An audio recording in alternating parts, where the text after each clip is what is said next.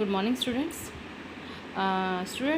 We have started the chapter Indigo, and last time हम लोगों ने पढ़ा था कि किस तरह से गांधी जी ने जो ब्रिटिशर्स थे उनके ऑर्डर को डिसोबे किया और फिर उनको कोर्ट की तरफ से किस तरह से समन मिला। अब आगे हम पढ़ते हैं। All night Gandhi remain awake. He telegraphed Rajendra Prasad to come from Bihar with influential friends. He sent instructions to the ashram. He wired a full report to the viceroy. अब उस रात जब गांधी जी को कोर्ट की तरफ से आदेश मिल गए कि उनको कोर्ट में पेश होना है, तो उन्होंने राजेंद्र प्रसाद को टेलीग्राफ कर दिया कि जल्दी से जल्दी वो बिहार से आ जाएं, अपने जो भी उनके इन्फ्लुएंशियल फ्रेंड्स थे, जिनका जितना भी प्रभाव था उनको लेकर, और उन्होंने अपने आश्रम्स में भी इंस्ट्रक्शंस दे दिए कि काफ़ी टाइम तक वो वहाँ नहीं आएंगे और उनका काम ठीक चलता रहे। He wired a full report to the viceroy, और यहाँ तक कि वाइसरी को भी उन्होंने जो भी था वायर्ड यानी टेलीग्राम भेज दिया, सेंड बाय टेलीग्राम के थ्रू उन्होंने रिपोर्ट कर दी। Morning found the town of Motihari black with peasants. They did not know Gandhi's record in South Africa. They heard that a Mahatma who wanted to help them was in trouble with the authorities. हाँ, तो अब अगले दिन सुबह जब Gandhi ji court पहुँचे तो वहाँ पर पूरा जो कोर्ट था वो मोतिहारी का जो शहर था, जो चंपारण का कैपिटल है, वो पूरा का पूरा पीजेंट से ब्लैक हुआ पड़ा था. ब्लैक मीन्स तो उनका जो हेड दिखाई दे रहा था कोर्ट के बाहर, इतने ज़्यादा वहाँ पे भीड़ लग चुकी थी. एंड उन्हें ये नहीं मालूम था, गांधी जी के रिकॉर्ड के बारे में नहीं जानते थे, वो गांधी जी के बारे में कुछ नहीं जानते थे कि उन्होंने साउथ अफ्रीका में क्या किया था. उन्होंने रेशियल डिस्क्रिमिनेशन के खिलाफ जो आवाज़ उठाई थी वहाँ पे, तो वो इसके बारे में कुछ नहीं जानते थे. वो सिर्फ इतना जानते, they had merely heard that, सिर्फ उन्होंने ये सुना था कि कोई महात्मा है जो वहाँ पहुँचा है उनकी इस मुसीबत में, और इन अथॉरिटीज़ के द्वारा वो परेशान किया जा रहा है. यानी महात्मा उनको हेल्प कर रहा है, लेकिन जो अथॉरिटीज़ हैं, जो ब्रिटिशर्स हैं, वो उस महात्मा को परेशान कर रहे हैं. तो ये सब के सब गांधी जी की को सपोर्ट करने के लिए वहाँ पहुँच गए थे. Their spontaneous demonstration in thousands around the court house was the beginning of their liberation from fear of the British. इतनी संख्या में जो वहाँ डेमोन्स्ट्रेशन हो रहे थे, यानी प्रदर्शन जो हो रहे थे हज़ारों की संख्या में, तो कोर्ट हाउस के बाहर देखने से लगता था कि इंडिया में अब जो ब्रिटिश के खिलाफ का जो डर था, ठीक है, वो ख़त्म होता जा रहा था और इंडिया में एक नई शुरुआत हो चुकी थी अपनी फ्रीडम को लेके. The officials felt powerless without Gandhi's cooperation. He help them regulate the crowd. He was polite and friendly. अब जो ऑफिशियल्स थे, यानी कि जितने भी वहाँ पे उस टाइम पे गार्ड लगे हुए थे, जो भी थे, वो मतलब बिल्कुल पावरलेस हो गए थे. वो उस क्राउड को बिल्कुल वो कर ही नहीं पा रहे थे बिल्कुल भी. तो इसलिए उन्होंने गांधी जी से हेल्प मांगी, ठीक है, कंट्रोल करने के लिए उस भीड़ को, और उन्होंने गांधी जी ने फिर उनकी हेल्प की. उन्होंने बहुत शांति तरीके से, बहुत फ्रेंडली तरीके से उनको समझाया. He was giving them concrete proof that their might hitherto dreaded and unquestioned could be challenged by Indians. हाँ, तो ये गांधी जी उनको प्रूफ दे चुके थे कि देखो, अब कोई भी मतलब अब कुछ भी इसके सामने कुछ भी क्वेश्चन नहीं है कि जो इंडियंस हैं वो किसी भी चीज़ को चैलेंज दे सकते हैं. The government was baffled means to completely confuse. जो वहाँ की गवर्नमेंट थी वो पूरी तरह से कन्फ्यूज हो चुकी थी.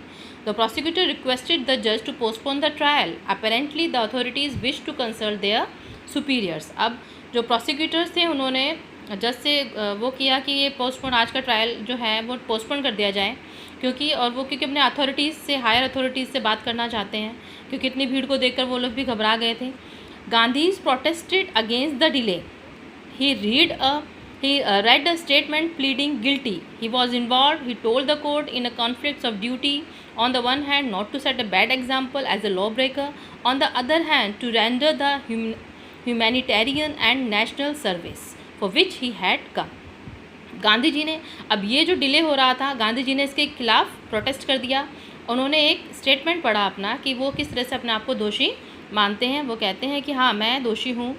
कोर्ट के सामने उन्होंने बोला, लेकिन मैं दो तरह से फंसा हुआ हूँ ड्यूटीज़ के बीच में. एक तो है कि मैं कोई भी लॉ ब्रेक करके कोई भी मैं एक बैड एग्जांपल सेट नहीं करना चाहता. दूसरा है कि मैं जो मानवता है और जो सर्विसेज मैं देना चाहता हूँ उनके हाथों बंधा हूँ. तो मैं क्या करूँ? अगर मैं इसको मानता हूँ तो मैं इनसे छूट जाता हूँ, और अगर मैं इनको मानता हूँ तो मैं लॉ ब्रेकर कहलाता हूँ. तो मुझे क्या करना चाहिए? तो इसीलिए he disregarded the order to leave. not for want of respect for lawful authority but in obedience to the higher law of our being the voice of conscience he asked the penalty due। उन्होंने कहा इसीलिए मैंने इस order को नहीं माना, मैं अपनी आत्मा के, ठीक है, उनके अंदर की जो आवाज़ थी उन्होंने उसको माना, और वो चाहते थे कि मैं जो ओबीडियंस, जो मतलब जो भी देश को मेरी ज़रूरत है या जिस टाइप की भी ह्यूमैनिटी को मेरी ज़रूरत है, तो मैं उसकी तरफ मेरा ज़्यादा मेरी कॉन्साइंस ज़्यादा प्रेफर करती है। ही आज द पेनल्टी, उन्होंने बोला मुझे जो भी सज़ा मिलेगी मैं उसके लिए तैयार हूँ।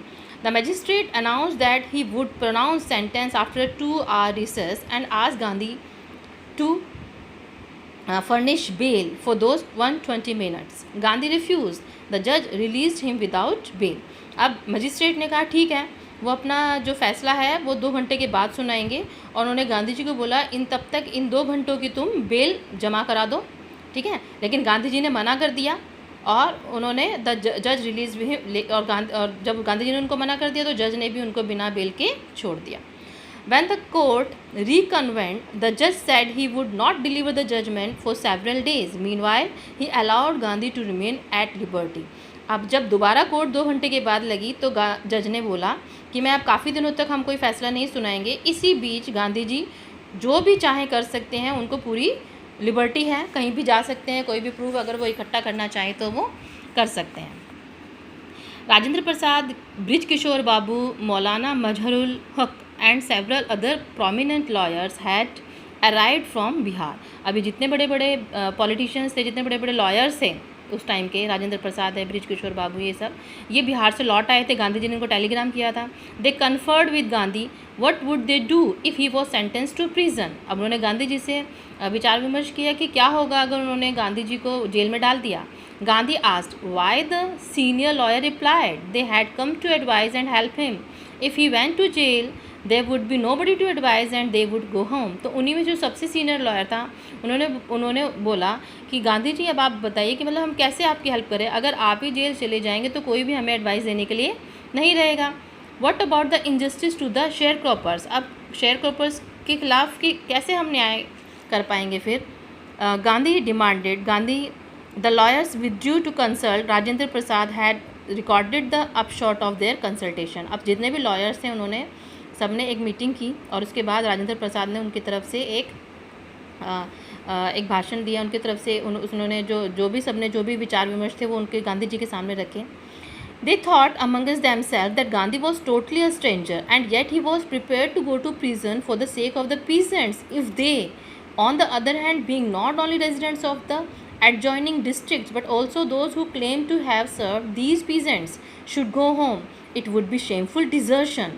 अब उन्होंने क्या बोला राजेंद्र प्रसाद ने कि उन सभी लॉयर्स का ये सोचना था कि हम सब में जो गांधी जी हैं वो बिल्कुल अजनबी हैं, उनको कोई नहीं जानता, ठीक है, और वो जब जेल जाने के लिए तैयार हैं पीजेंट्स को बचाने के लिए, ठीक है, उनके हेल्प करने के लिए, तो दूसरी तरफ हम लोग जो हम आसपास के जो डिस्ट्रिक्ट्स हैं इससे जो जुड़े हुए हैं और बहुत टाइम से हम पीजेंट्स के साथ भी हैं, उनके साथ रहने का जो दिखावा कर रहे हैं, अगर हम ही घर चले गए तो ये हमारे लिए कितना शर्मनाक होगा। They accordingly went back to Gandhi and told him they were ready to follow him in to jail. The battle of Champaran is won, he exclaimed. Then he took a piece of paper and divided the group into pairs and put down the order in which each pair was to court arrest. अब ये सारे consultation लेके वो गांधी जी के पास पहुँचे। उन्होंने बोला कि ठीक है गांधी जी, अगर आप जेल जाते हैं तो हम भी आपके साथ जेल जाएंगे। इतना कहते ही गांधी जी ने क्या बोला, the battle of Champaran is won, यानी कि अगर आप लोग भी सब ये करने के लिए तैयार हैं इसका मतलब चंपारण की लड़ाई जीती जा चुकी है। अब उन्होंने क्या किया, एक पेपर लिया और उसके 4 टुकड़े कर दिए, ठीक है, एक 2 copy paper divide the group, और उसके बाद उन्होंने मतलब काफ़ी ग्रुप में उनको डिवाइड कर दिया कि किस किस ग्रुप में अगर गांधी जी गए तो फिर कितने लोग जाएंगे। ऐसे ऐसे करते करते उनको ग्रुप्स में उन्होंने डिवाइड कर दिया कि 1 बाय 1 किस तरह से वो लोग अरेस्ट करते जाएंगे और पीछे पीछे लोग इस लड़ाई को जारी रखेंगे, ठीक है। Okay, I hope you understood the chapter. That's all for today. Have a nice day.